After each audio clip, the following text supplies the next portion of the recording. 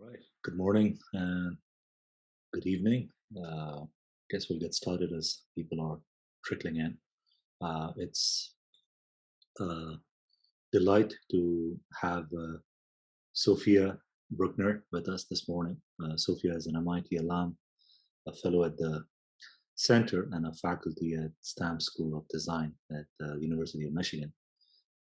I have personally been uh, fascinated and encouraged by her work and look forward to seeing what she's working on these days. So, Sophia, the platform is all yours. Thank you. Let's give this a try.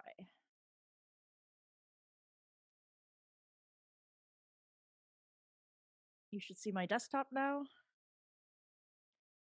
And now you should see slides. Okay, great. Um, Thank you so much for inviting me. And I promise to try to talk slow. So I'll keep an eye if I see Tenzin waving at me frantically or any of the interpreters waving frantically, I'll try to slow down.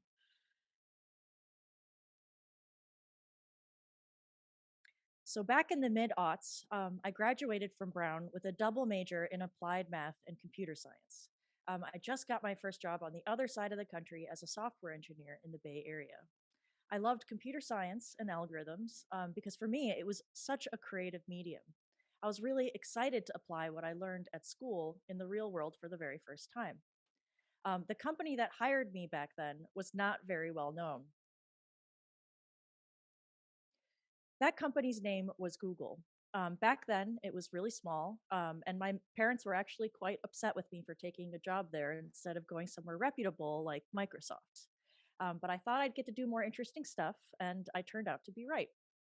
So back then, Google was only a few thousand employees, and of course, it grew very, very fast. But that meant as a young engineer, someone who just graduated from my undergraduate, I got to work on really important things that were used by tens of millions of people per day. So, I assume some of you here remember a time before our smartphones, but back then we did not have smartphones. We had those clamshell phones, and there were no smartphone apps, but there were still apps. So people had homepages that they customized with apps similar to the apps that you have on your phone now. And so that was what I was working on. And at the time, I was probably one of the biggest app developers in the world. And so the apps that I had designed and built, they all had several million users each. The other thing about working at Google when it was smaller is that we didn't have a huge customer support team. And so people who were using my applications were writing all of their emails to me directly. And this isn't something that most engineers and designers at big companies get to experience now. And I have to say, this really did change me forever. So when I added some new useful feature, I was getting hundreds and thousands of these effusive emails of people thanking me, people who were just delighted with this new feature I've added. And it was really amazing to have this sort of positive impact on so many people, especially as a young engineer. But sometimes I'd be asked to implement something that I knew wasn't going to go over well. And I did get those emails too.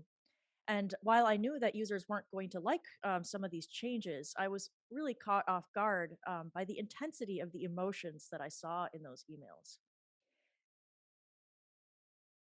The users were acting like we had betrayed them, and I would say that they even felt violated by the changes. So, and that like it surprised me, but it actually makes sense. We wanted people to put all of their information, both personal and work related, in one place. And then they did that. People had structured their entire lives around our product, and my changes were affecting the personal and work lives of millions of people on a granular daily level. And this was a very humbling experience. So I learned another really important thing during my time at Google. The problem is that when you launch something, it becomes almost impossible to change it. Once you've built that infrastructure and you have users, usually what only happens is that you add new features. You can't change the way existing things fundamentally work. And so we see the implications of this everywhere. So I'm very grateful that people are finally talking about problems with social media, data privacy, and so many other things. But changing how these technologies fundamentally work now that they're already so popular is very risky for a company. And it's so risky that it kind of seems impossible. So I ask, could we have avoided this? Could these negative consequences have been prevented or mitigated? This lack of foresight not only hurts people, it is also very bad for the businesses themselves.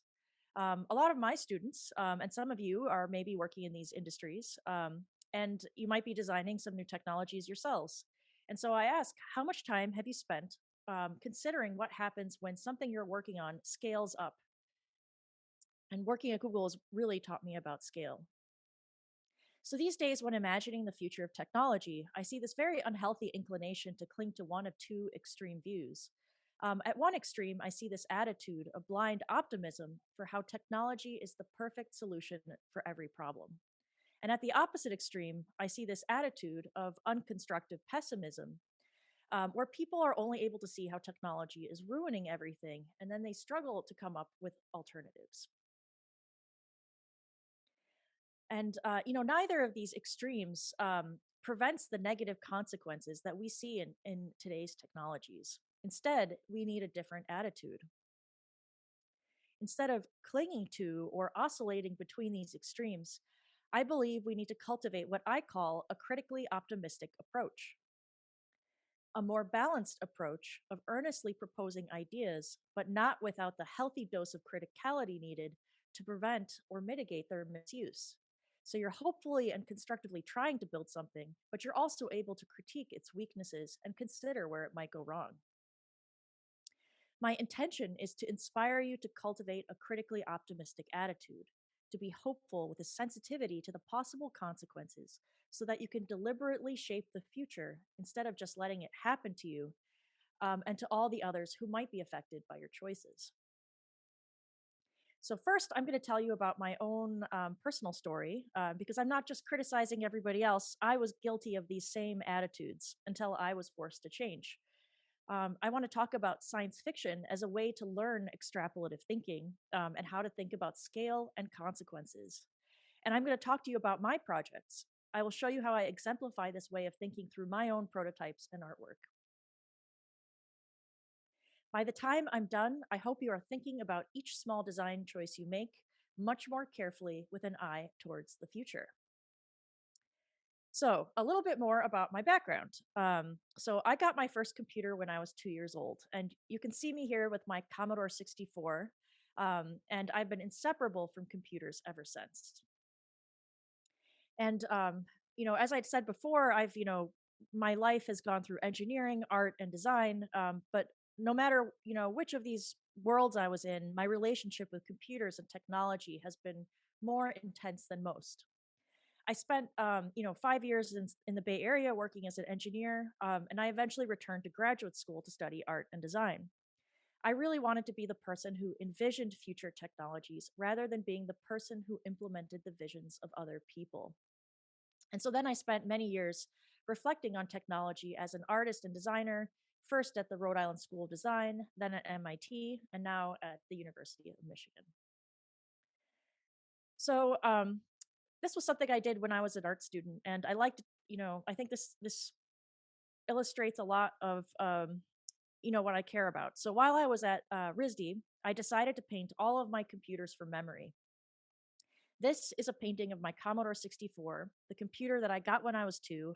And again, I want you to notice that I know that I painted this from memory. I didn't use a photograph. This was my Dell Dimension Pentium 2, one of my grade school computers, which I also painted from memory. And as I had painted these, I started to notice something really strange about the way I was painting them.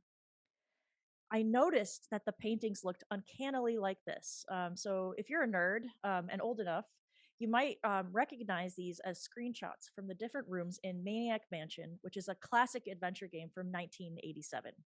Now, I got my first computer when I was 2, and so I spent a lot of my childhood in worlds like this. And what I realized is that my paintings looked like these games, but not on purpose. There was a strange, had the strange use of perspective. I paid attention to things like vents and windows, which I don't know why I did that, other than that was something that would be rendered in those games. And I think I abstracted the views from the windows, because the views from windows in those games was always very abstract. But the reason they were abstract in those games was because pixels were huge. There was really no reason that I had to be doing this in the way I was making these paintings of spaces for my memories. So all these characteristics of how physical spaces were represented in these old games were showing up in the way I remembered the physical spaces around my childhood computers. And so this is why I say that we are all cyborgs, but most people just don't realize it. When I made these paintings, I saw clearly that I was a cyborg. I could not disentangle who I was from the technology that shaped me. And now I want you to think about all the technologies that you grew up with and that you use now. How have they shaped you? Okay, so a little bit more about my time at RISD. So back then, I was still in my I would say, overly optimistic phase. Like in this piece, where all of my work at the time reflected my enthusiasm for technology. And so in this piece, I sang all of my C++ code aloud to my computer. It's going to play a short clip of that. Double quote OFF quote window dot H double quote close paren semicolon int main open paren int I equals 0 close semicolon I less than num underscore video OFF quote window semicolon I window semicolon close paren OF setup open GL brace open paren ampersand window. I hope you heard that okay. Maybe Tenzin could give me a thumbs up if you heard it. Okay, good. So, like many programmers, I know what it means to be, quote, in the zone. So that's the phrase that all my computer science friends always talk about when they're, really into what they're doing with their programming. And it's like this ecstatic flow state. It's this very empowered feeling where you're so fluent in the computer programming that you can just express your intentions as code without having to translate them. However, to achieve this in the zone state, you have to adapt yourself to the interface. And that means you give up some of your humanness. You have to make yourself think like a computer. And in this state, you can only think what the programming language allows. And this doesn't just happen with programming, which is a type of interface. More generally, user experience designers try to do this with their designs. The goal is for you to be conscious only about what you are trying to do and to forget that the interface exists. And as a result, you are unaware of how the interface is shaping you. So just another piece about my enthusiasm for technology. In this artwork, I wrote a generative C++ program that sings its own code by mapping it to sound. I wanted to convey to a wider audience that for programmers, code is almost poetic. So I carefully mapped the aesthetics of code to sounds that I recorded using the built-in microphone on my computer. My iMac, which was my computer at the time, was my instrument. So I mapped things like a good use of white space, line length, and punctuation. All these things that programmers tend to obsess over, I mapped them to melody and rhythm. And this is what those mappings produced. And I'm just going to play a short clip. This actually can run for hours.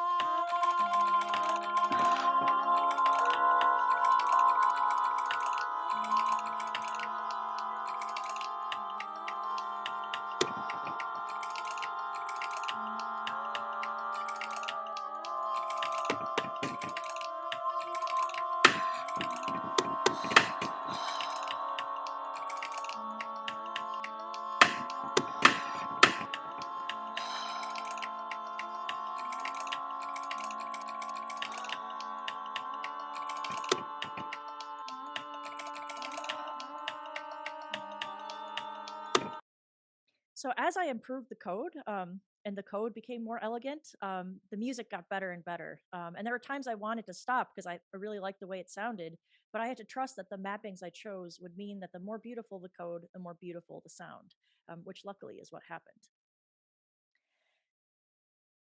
Now, I would say this was kind of the pinnacle of my love affair with technology, but the good times didn't last. And so, like many people, I got very bad repetitive stress injuries in my wrists, and I could barely use a computer for 2 entire years. And so this was during graduate school, so you can imagine that was challenging.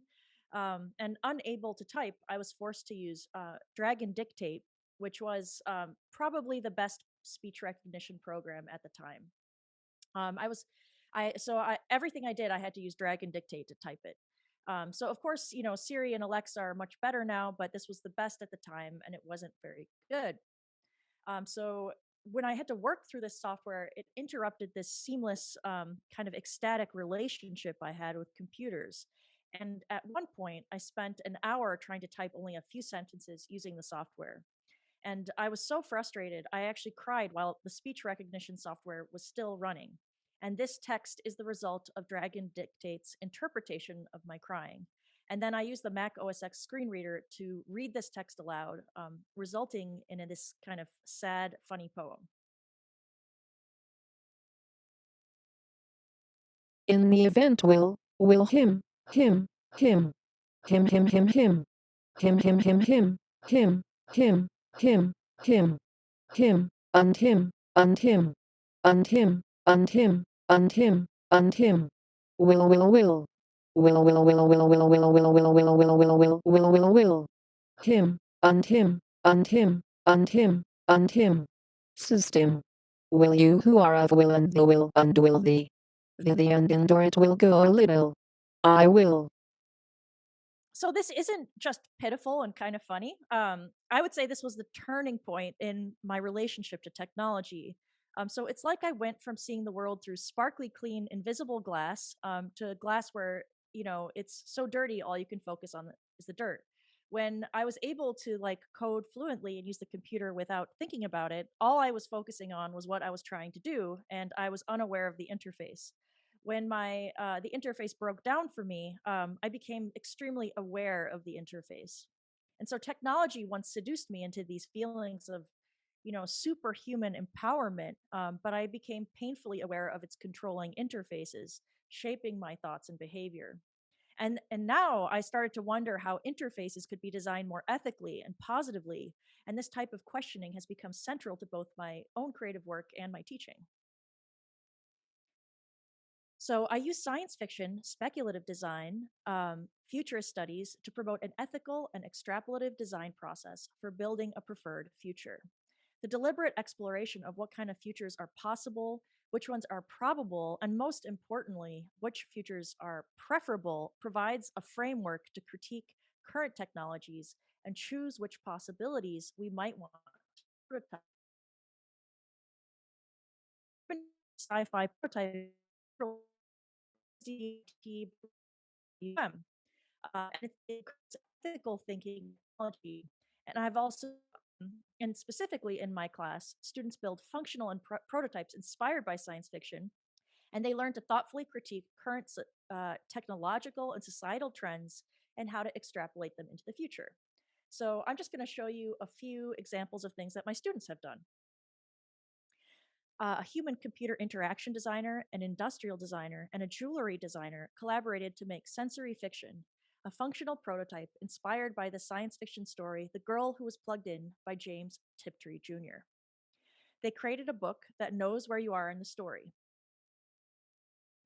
The book communicates with a wearable vest that creates physical sensations on your body to go along with the story. This might be heat, cold, vibration, compression, or more. And what I really like about this project is that it demonstrates the possibility of a new creative medium where language is combined with physical sensations. So they're changing what we believe is possible. Evan Malouf, one of my students here at U of M, he was considering current trends in climate change, and he was speculating about a future world where clean water is extremely scarce. He built a functional prototype of platform shoes that filter puddle water to drink as you walk.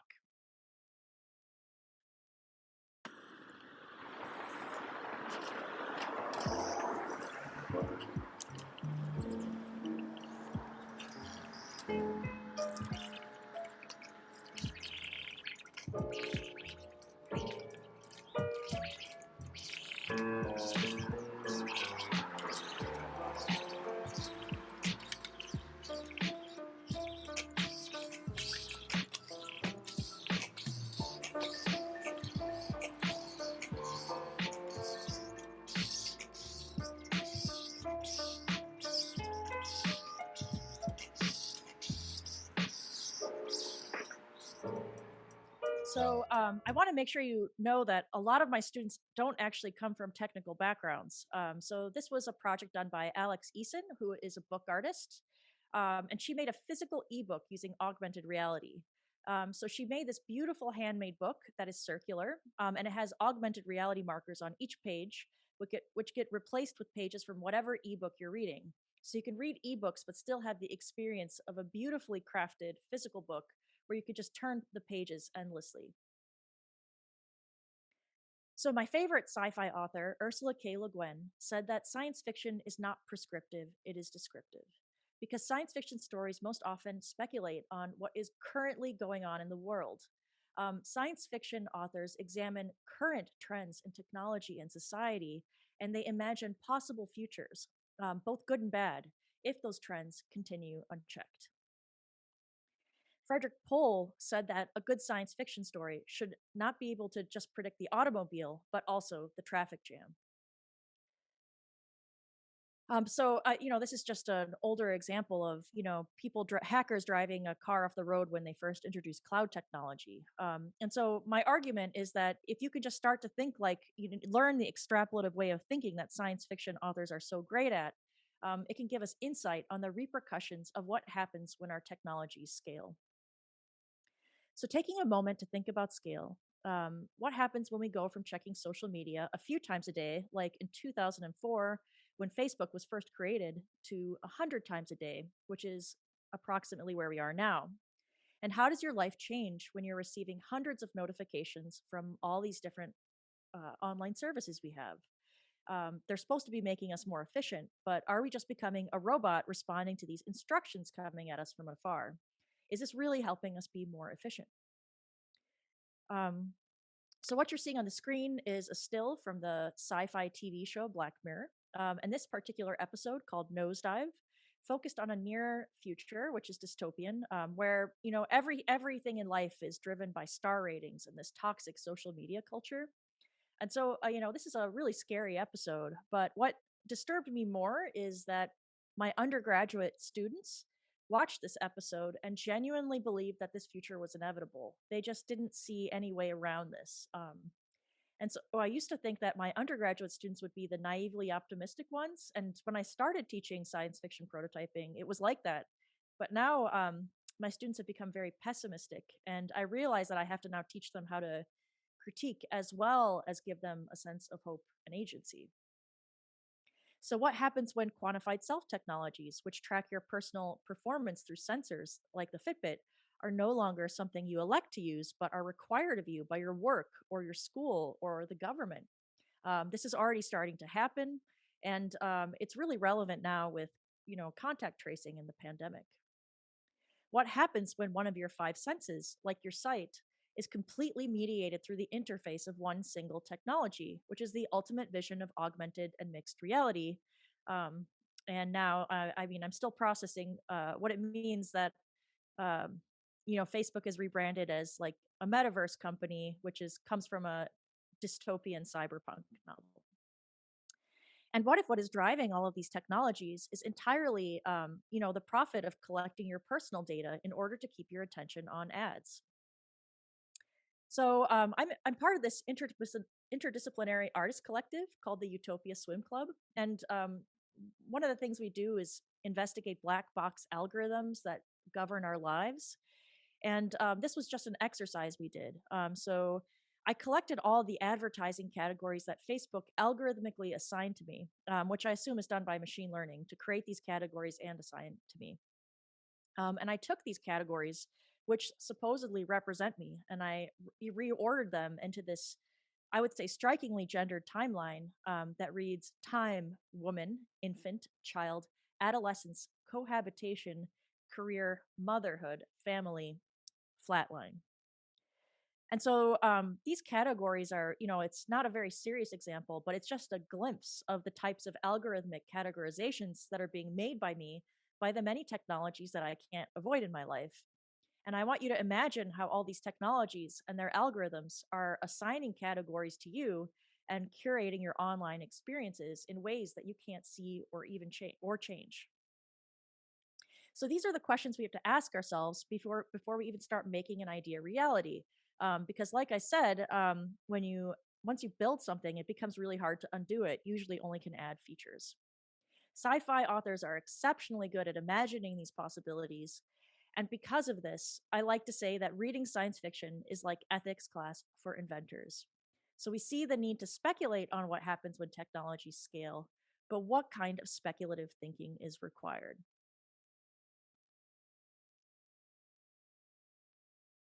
And again, I want you to avoid falling into these two extremes. So, you know, I see both sides of being like overly optimistic and unconstructively pessimistic. I too am seduced by technology. I too am skeptical. I would say interacting with technology is a cultural necessity, and our enmeshment with it is an inevitability.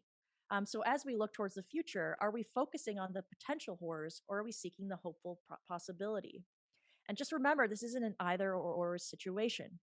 We need people who can operate between these two extremes, people who embody critical optimism. And so I like to sometimes say that instead of black and white thinking, we really need more medium to light gray thinking. And so I think it's really important to reflect on this. So, on this spectrum from black to white, where do you think you are? And more importantly, are you where you want to be? Ursula K. Le Guin said that we need leaders who can see alternatives to how we live now, can see through our fear stricken society and its obsessive technologies to other ways of being, and even imagine real grounds for hope. Through my own projects, I critique and prototype alternatives to the tech industry's limited visions for how we live with technology. I ask, who is in power and who is vulnerable? Who is in the know and who is in the dark? How are our repeated interactions with technology shaping our perceptions of ourselves and the people and the world around us? And most importantly, I ask, can we do things differently? So I'm going to illustrate this with just a few of my projects, the first of which is the Embodysuit. Donna Haraway, who is the scholar who famously wrote the Cyborg Manifesto, she wrote that technology is not neutral. We're inside of what we make, and it's inside of us. We're living in a world of connections, and it matters which ones get made and unmade.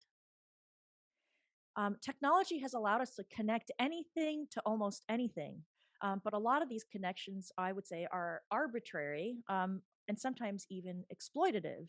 So, if you can connect anything to almost anything, what actually constitutes a meaningful mapping? And I think my argument is that we should be able to decide these mappings for ourselves. So, as I was thinking about this, I collaborated with a fashion designer, Rachel Freire, to create the Embodysuit. The Embodysuit maps streams of data from the cloud to custom circuit boards that snap into your clothing to create physical sensations on the skin. This definitely is my reaction to quantified self, which I don't really like, which tracks your personal information for self improvement. All quantified self technologies, they harvest data from the wearer and send it elsewhere. And an ads driven business model is skewing the design of wearable technology towards capturing your attention and collecting certain types of data to improve the targeting of ads. It's definitely centered on the types of data that can be sold for money. And so, this is why we almost always see wearables now that are collecting data through sensors on the body. In contrast, the Embodysuit allows the wearer to experience data through the skin instead. I think this project really illustrates why prototyping is important. I've exhibited this in a lot of different contexts to engineers, normal consumers, artists, researchers. And it shocks me that when I show it to people, I have to assure people that there are no sensors on this garment over and over. When people see electronics on the body, they think they're sensors and they have trouble even wrapping their mind around the idea that you could have electronics in clothing and not have it be a sensor. And so, to me, this demonstrates how powerful and important a single prototype can be to changing what people see is possible. I'm trying to give people a different vision for what our relationship with wearable technology and our like future cyborg selves could be. So this diagram shows how the wearer programs the clothing, the garment to map information from the cloud to the modules on the garment, which creates physical sensations on the skin. These data streams can be related to people, places, things, or even other more abstract data. And it's entirely up to the wearer what information is important to them. So each of the modules has a different haptic actuator, which can create, a buzz, heat, cold, and you can make other modules as long as it has the same footprint. And these are controlled via Android and Bluetooth. So these sensations can be constant or infrequent. They could be subtle or jarring, singular or grouped, and they're entirely configurable by the wearer for both practical and, to me, most interestingly, poetic purposes. So the Embodysuit allows knowledge to be experienced ambiently without necessitating the interpretation of symbols by the conscious mind. So what I mean by this is that your mind doesn't consciously have to translate numbers into what they mean, or icons into what they mean, or words into what they represent. You can unconsciously feel this physical sensation and have an association with it and know what it means. So, a practical example is that you might program the suit to give you a gentle buzz on the wrist 15 minutes before it rains. And so, this is minor, but I like how this is similar to someone who has an injury, like a broken, an old broken bone, and they tend to feel an ache before it rains. So they have this intuition for the weather built into their own body. But that was the result of an injury. What would be like to actually be able to program that sort of intuition into yourself? And what would you like to have an intuition for? Um, and a more poetic example that I really like is, imagine that the sun is shining in a place that's really important to you from your childhood, for example. You'll feel the modules across your shoulders get warm. The Embodysuit ambiently connects you with a physical location that is meaningful to you. So the Embodysuit empowers the wearer to reconfigure their boundaries with the people, places, and things that are important to them. I like to think of the body as an envelope, and the Embodysuit allows you to blur the edges of that envelope. Um, I think wearable technology should help augment your awareness. It should not be aware for you. HCI researchers Holland and Stornetta wrote this paper called Beyond Being There. And what it was about a lot of things, but one of the metaphors that they used I really liked is that when we build technology, we should be building running shoes instead of crutches. So we should be building things that augment the things that we're good at, not build technologies that we're dependent on. So in the quantified self, data is harvested from you via sensors and then sent to be processed and monetized elsewhere with the supposed goal of maximizing your efficiency. And so this project really challenges this. It proposes a way to take back the control of the configuration of our boundaries and the trajectory of our cyborg evolution. There are so many other ways for how we could incorporate technology into our bodies other than the quantified self model. And so, can we imagine a different future than what industry is currently presenting us with? Are we going to build crutches, or are we going to build running shoes?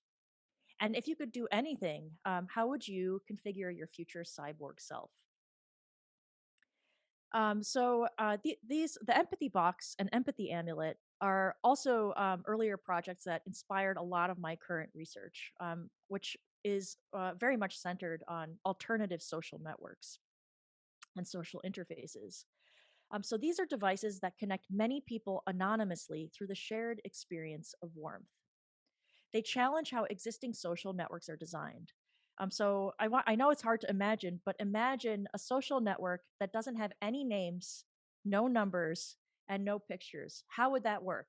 This was my attempt to create that kind of a social network. These were inspired by, Philip K. Dick's book, Do Androids Dream of Electric Sheep?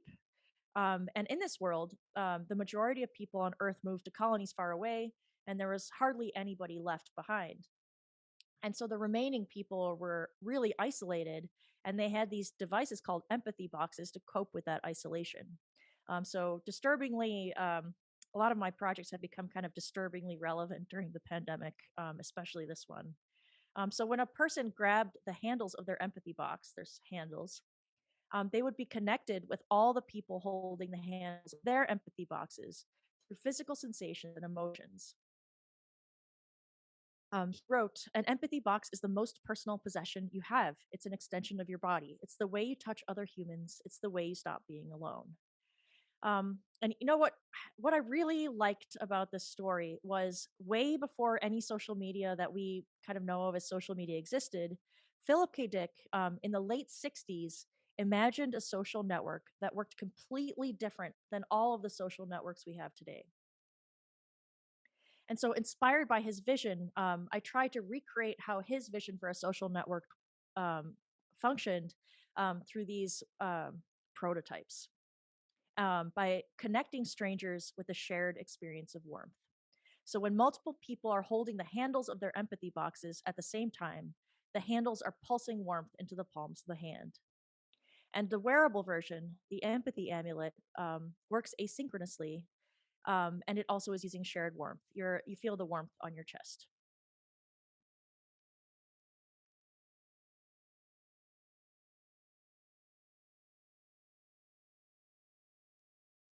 So I see these existing in people's homes as well as in public spaces. So I would love to install them in lobbies at counseling centers, for example, or in hospitals. And I'm actually working on that right now.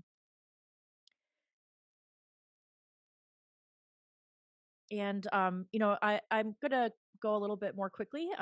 But if you want to know more detail about how these things work, you can check out my website.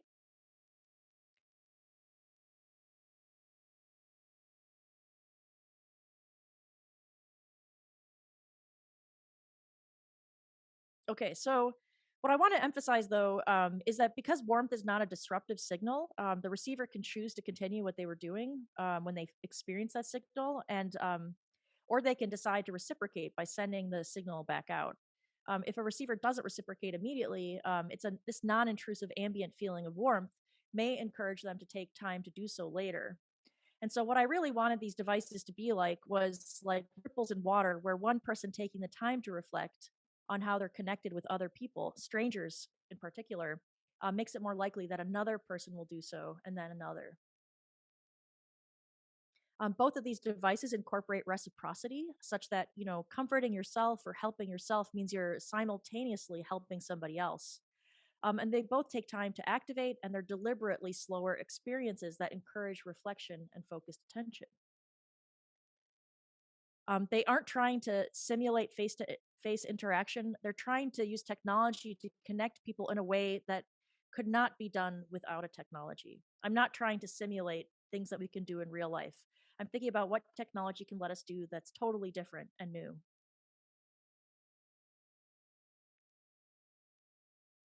So, interfaces shape our thoughts, our perceptions, and our behavior. We're more aware of this, but instead of just being aware of how that happens in a bad way and avoiding harmful designs, I ask, could we intentionally use the power of interfaces to help people feel more empowered, more socially connected, and more resilient? So I'm an artist in residence at Nokia Bell Labs as well, and I'm building on this work. And I'm going to do an architectural version of this, which is called the Warming Wall, which is going to connect incarcerated youth, so youth in juvenile detention centers, with people outside the detention center. And this is going to be done anonymously. And this project is all of these projects really are asking what is needed to communicate only presence and generosity. Most of our social networks communicate a lot of other things, likes and pictures, and artificial ego, like our personas. But what if you could design a social network that only communicates presence and generosity? How could you do that?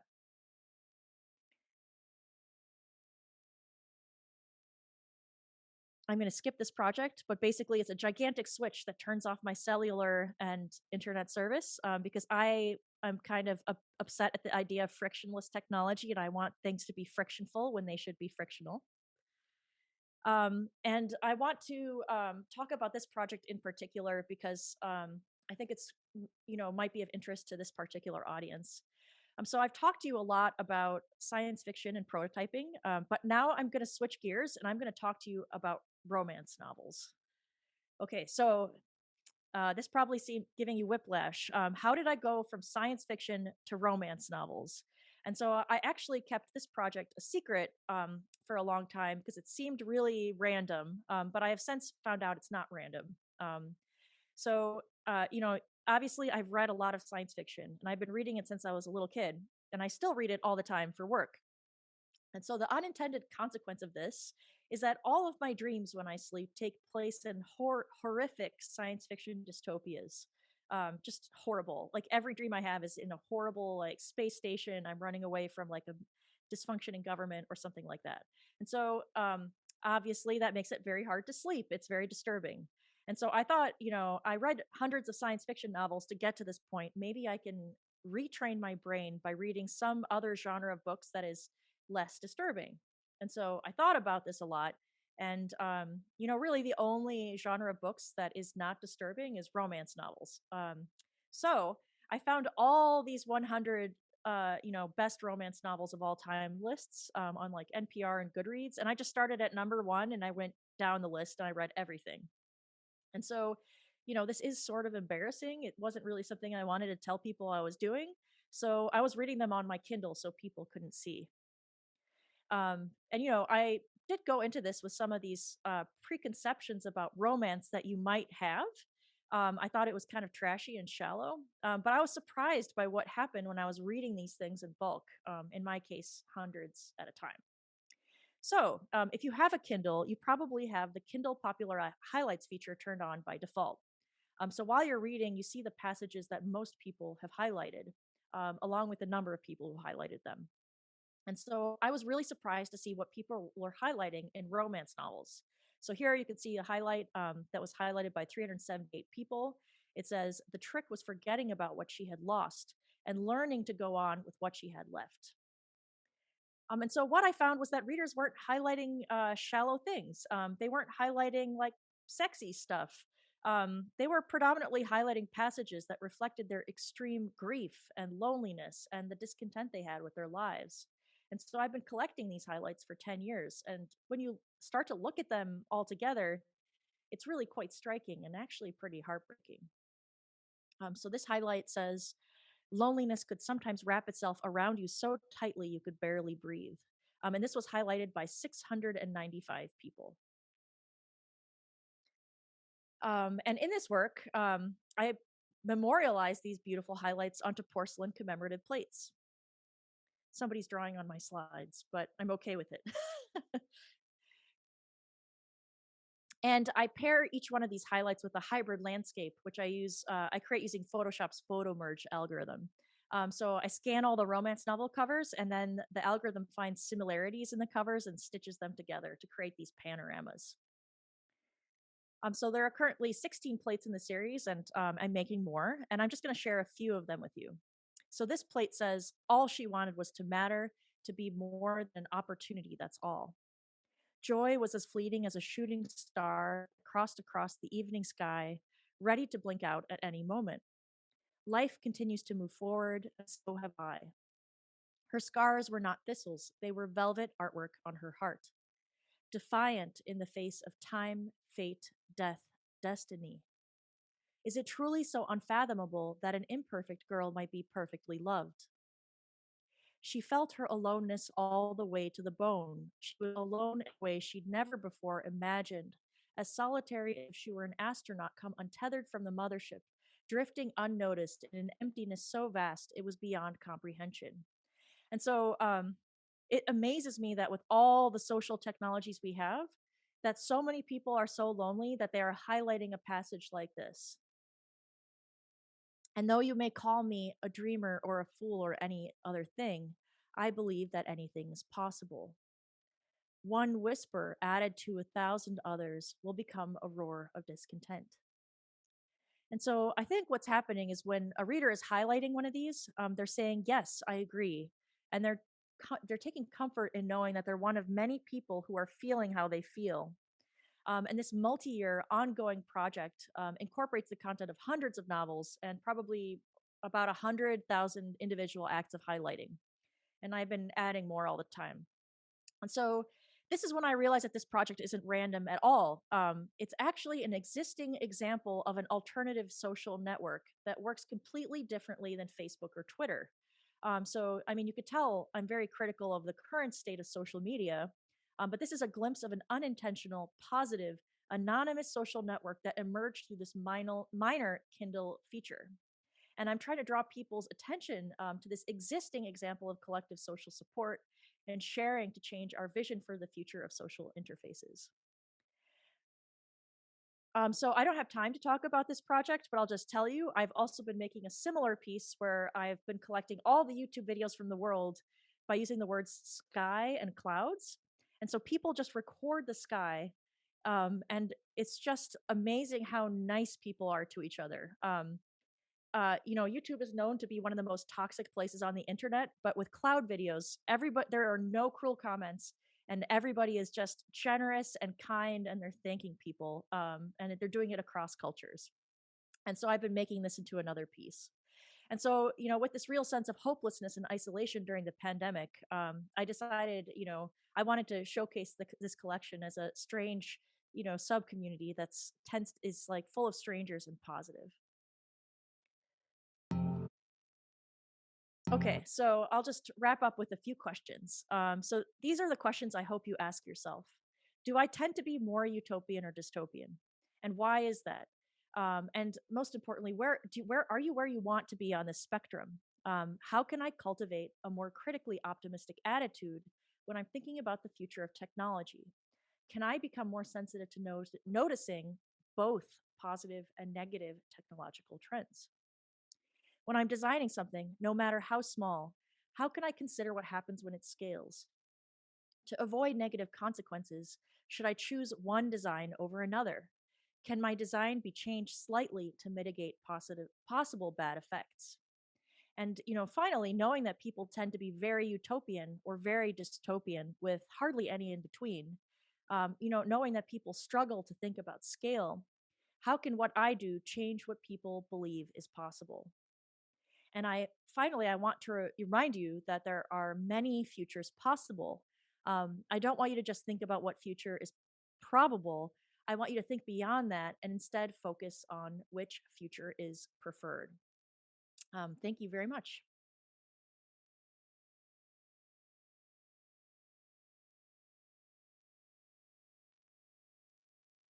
Thank you, Sophia.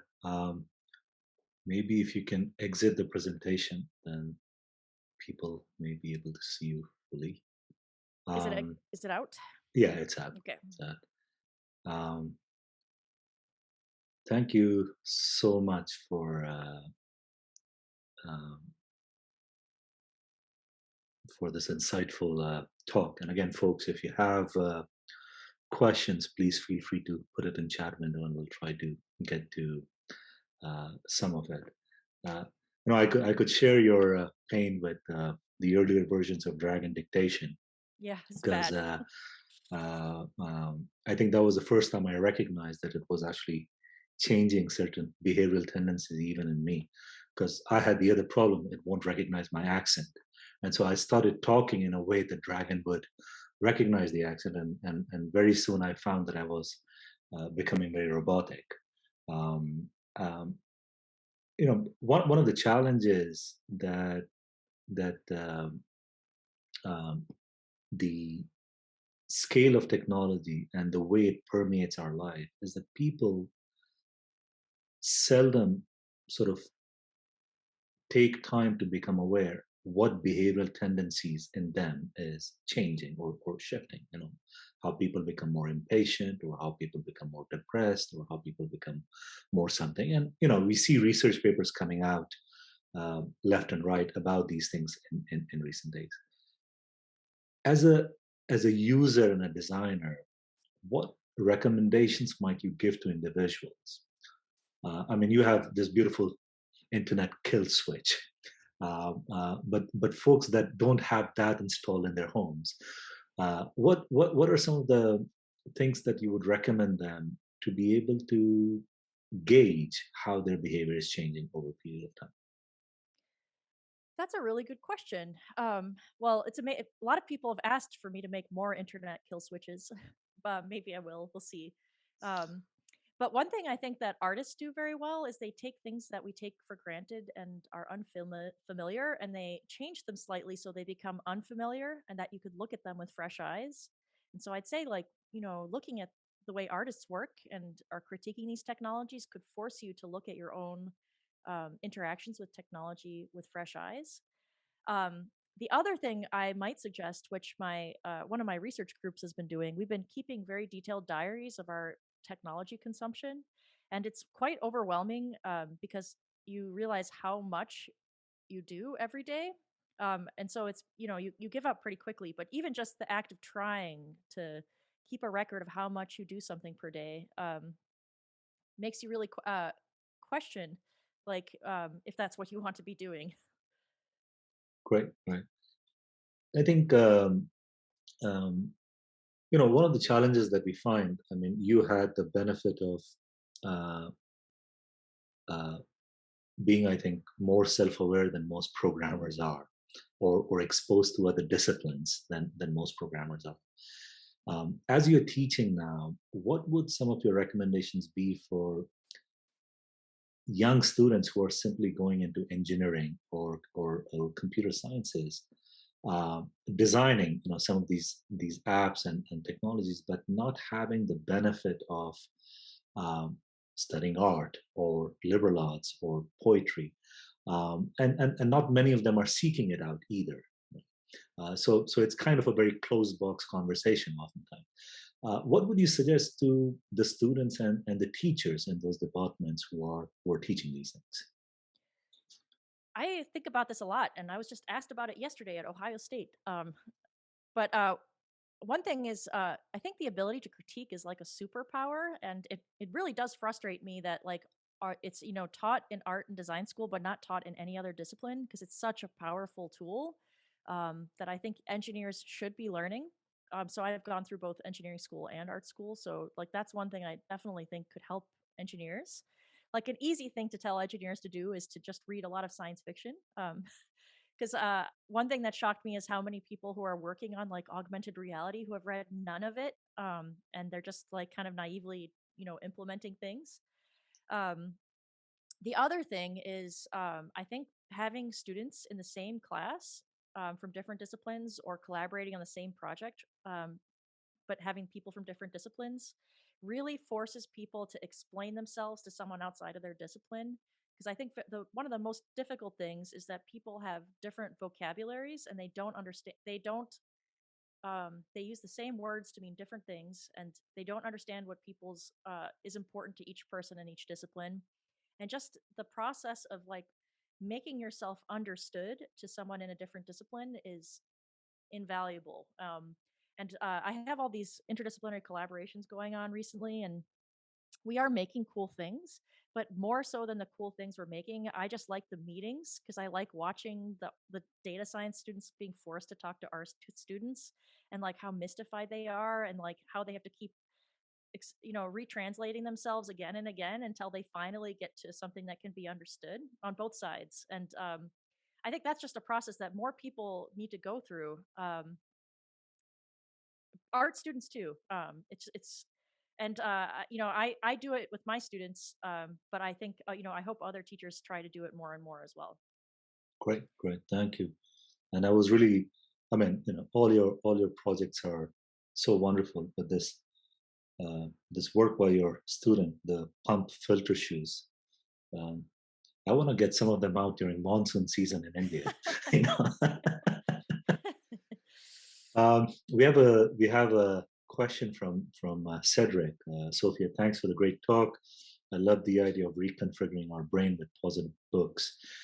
Did you also consider any other options? Is there any that you would share? Improv theater, playful sport. There are many alternatives. Well, I'm open minded. Oh, by the way, hi Cedric. I haven't seen you in person forever. But uh, you know, it's kind of disturbing. Like if you read fiction, it's often very disturbing and ends badly. And there's some very disturbing, there's a lot of traumatic things in general fiction.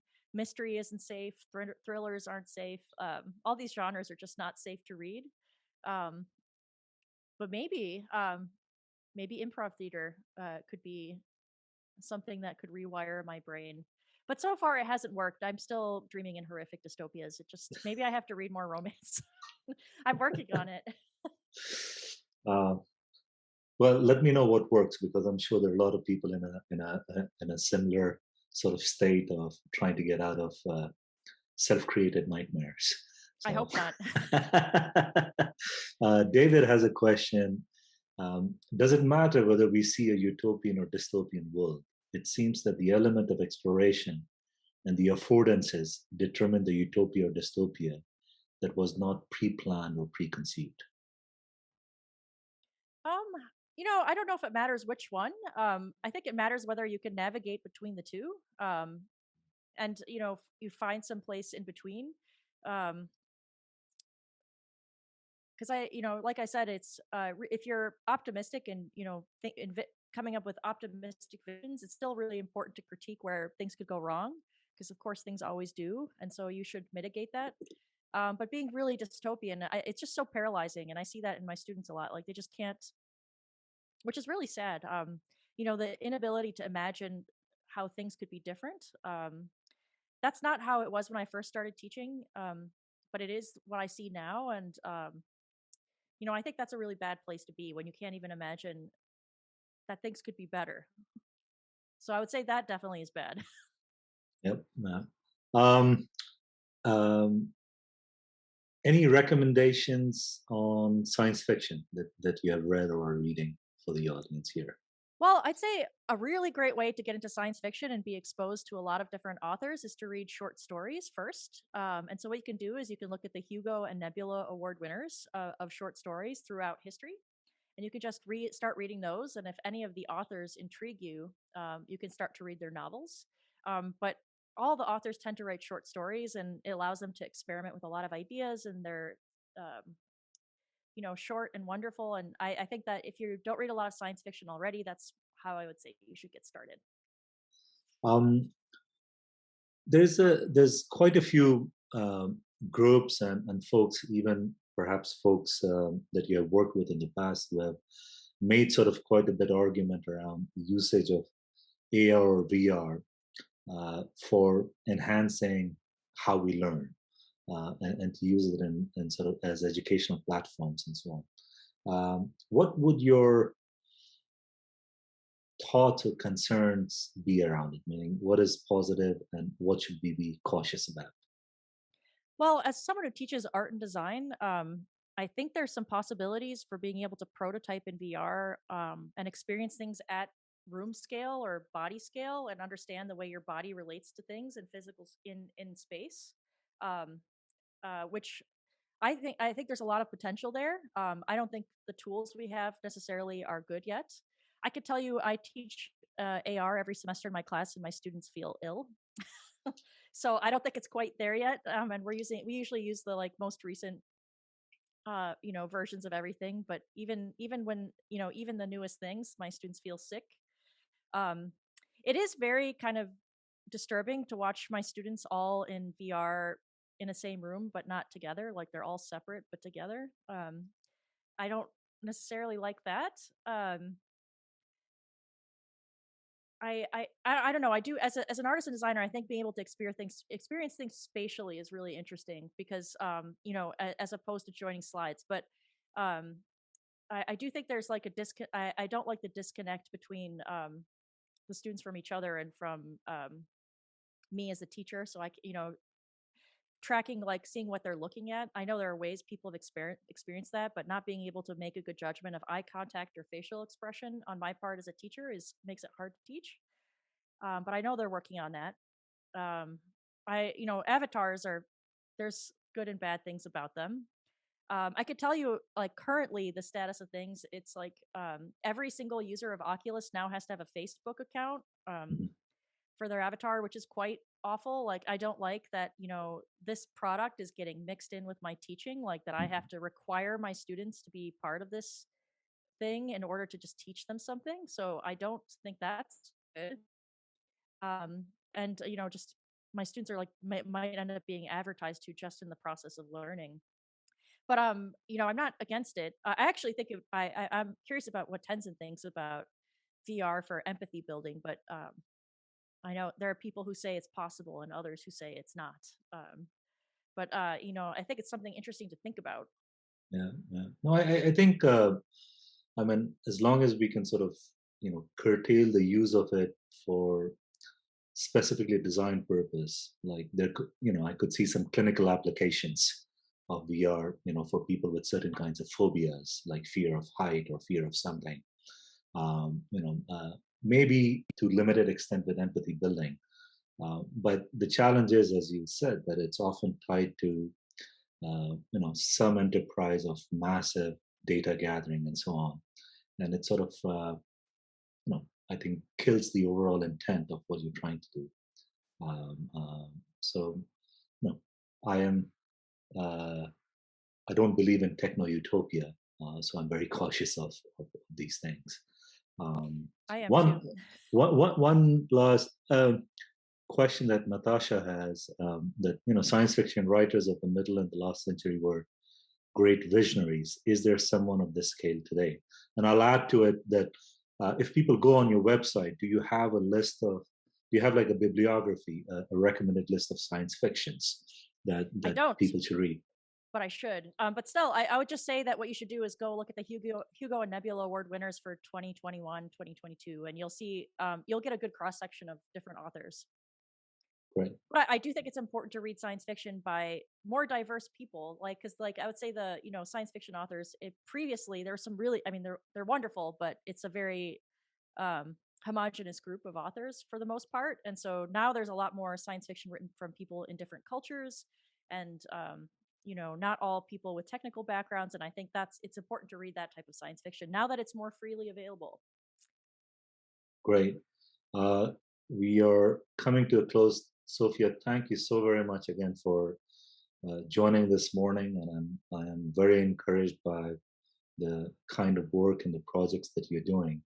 Not just being critical, but actually doing something to offer an alternate view of what technology um, can do. So thank you so very much for joining us this morning. And folks, if you're interested, next Wednesday we have Justin Wright from MIT, who will be conversing with us around why technology alone cannot transform education. And again, I am not anti-technology. I think it is useful, but it just so happened the themes are there to help us, among other things, reimagine technology and deeply reflect on um, what positive and cautious tales it is telling us. Thank you so very much again, Sophia, and Thank you so much. It was have a delightful. lovely day. Likewise. Bye bye.